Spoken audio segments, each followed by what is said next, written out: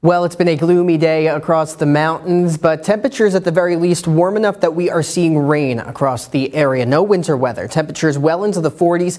30s through the Greenbrier Valley. Coldest reading is 34 degrees, even up near Snowshoe. So generally, we are under this warm wedge of air. That rain pushing on through the area as we speak. This is that initial bout of rain associated with that warm air rising. So that warm front across the area continuing to move north overnight. So we're going to continue to see that banding of rain moving north. We'll see a brief dry period. We'll get into this dry sector before that back edge starts to move from the west to the east.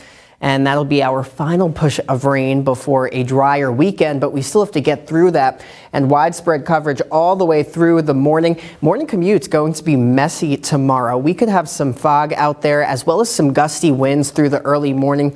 Out of the southwest, 20 to 30 miles per hour. Just not going to be a nice start to the day.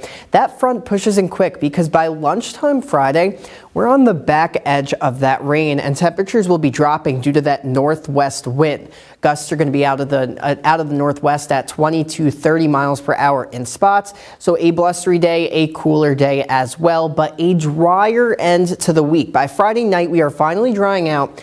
Those precipitation chances very low, and we are dealing with non-existent rain chances through next week. The models aren't seeing a lot in terms of moisture next week, so it does look fairly dry heading into the start of March. Flood watches, though, before we get there. Through the western counties, Nicholas, Fayette, Raleigh, Wyoming, and McDowell counties, a flood advisory for some ongoing flooding through the Tazewell County area. Even in the Greenbrier Valley, with all this rain that we still have to get through, we could see some flooding, some water issues especially, so watch out for that heading into the overnight. Those are until 6 a.m. Friday. That rain pushes on north. Some of it could be heavy at times, and those yellows and oranges. Dry spot through tonight, and then that final push overnight and into the early morning hours on Fridays. So we could really see some of that heavy rain with this final front pushing on through, but we do clear out fast throughout the day.